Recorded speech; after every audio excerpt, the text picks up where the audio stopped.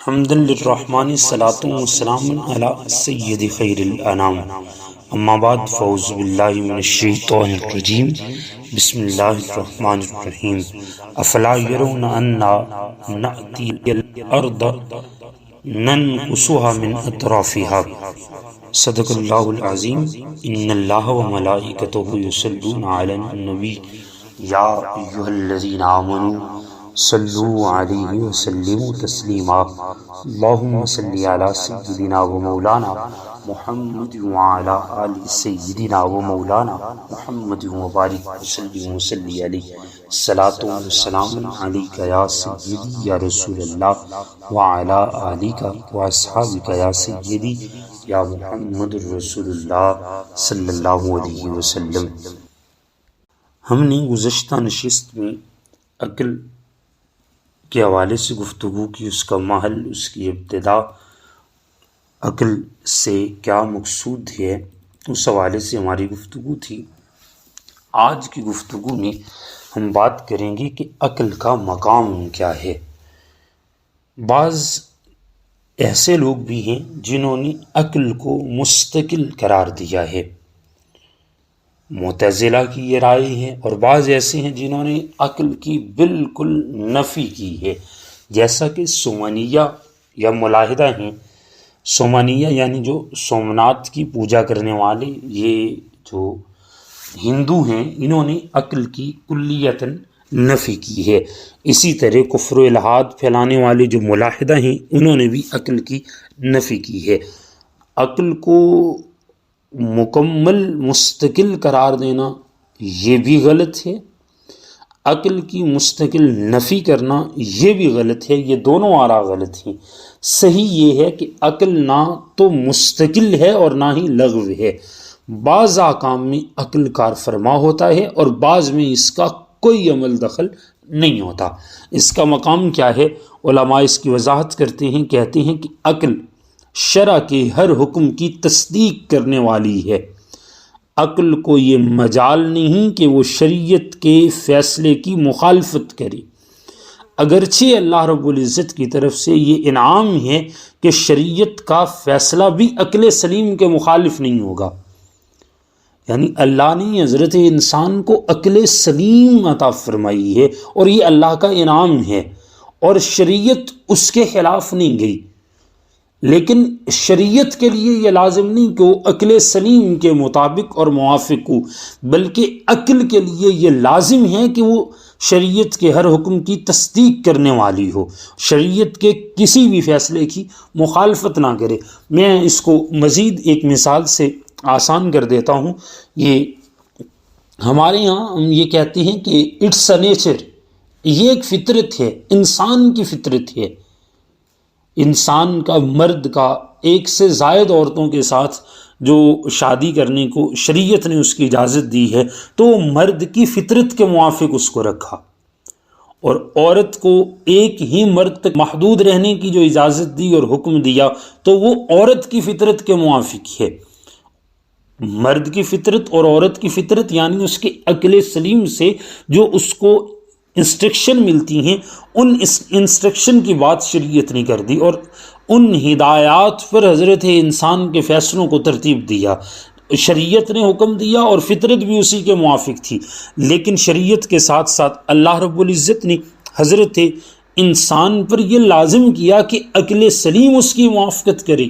عقل سلیم کے موافق میں شریعت اگر کبھی نہ بھی ہو تو بھی عقل کو شریعت کی مطابقت اور موافقت کرنا لازم ہے۔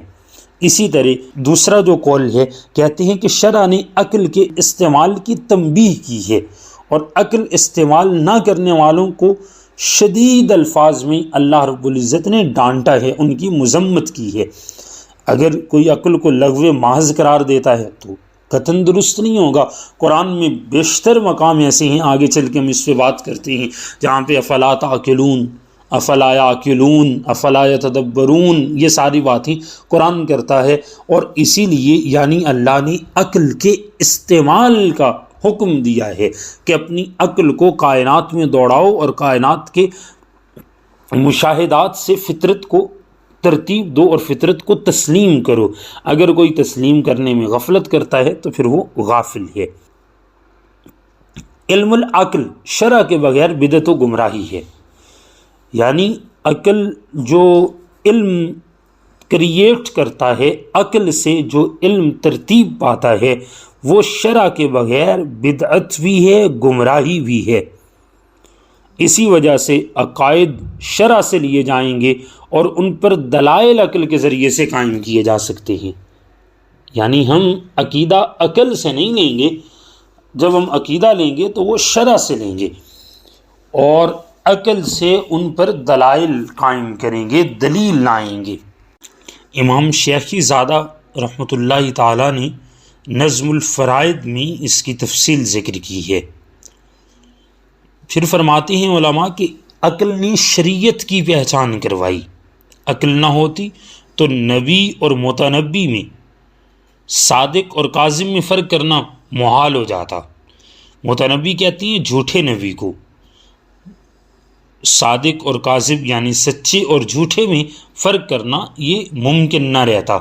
جو عقل کو جھٹلاتا ہے وہ شرع کو بھی جھٹلا دیتا ہے، سو اس لیے عقل کا پایا جانا، عقل کا ہونا اور عقل سے احکام کو ثابت کرنا یہ لازم ہے۔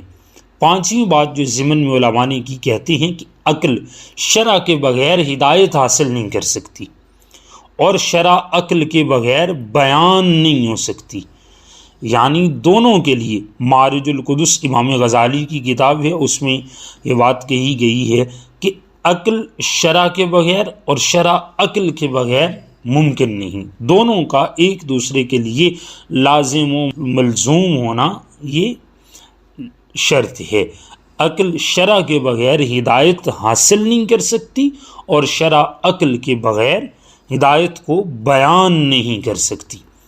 تو یہ 5 بنیادی چیزیں تھیں جو عقل کے حوالے سے علماء نے عقل کا مقام ذکر کرتے ہوئے بیان کی ہیں۔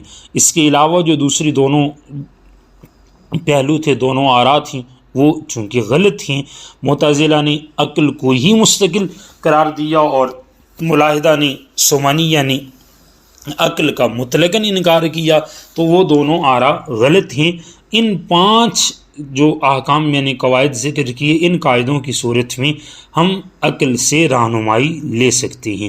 قرآن کریم اور عقل کے حوالے سے میں نے ابھی بات کرتے ہوئے کہا کہ آگے چل کے ہم اس پہلو سے بات کرتے ہیں کہ قرآن کریم کو دیکھتے ہیں تو اللہ رب العزت بار بار عقل کی طرف اشارہ فرماتا ہے۔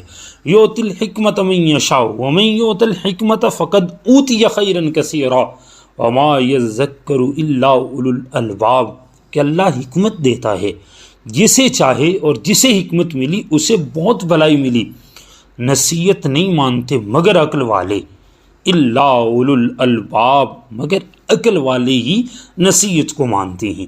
قرآن کریم کے دوسرے مقام پہ خالق اکبر نے ارشاد فرمایا ان فی خلق السماوات والارض واختلاف اللیل والنہار لآیات لأولی الالباب، بے شک آسمانوں اور زمینوں کی پیدائش، رات اور دن کی باہم بدلیوں میں، تبدیلیوں میں نشانیاں ہیں، اور کن کے لیے؟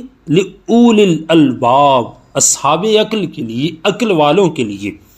پھر قرآن کریم کے مختلف مقامات پہ سورہ انعام میں افلا تتفکرون، انعام میں دوسری جگہ پہ اللہ نے فرمایا افلا تتذکرون، ہود میں افلا تعقلون، نحل میں افلا تذکرون، انبیاء میں افلا یرون انا نأتی الارض ننقصها من اطرافها، مومنون میں افلا تعقلون، افلا تبصرون، افلا یتدبرون القرآن، انظروا ماذا فی السماوات والارض فلینظر الانسان الی طعامہ فلینظر الانسان مما خلق۔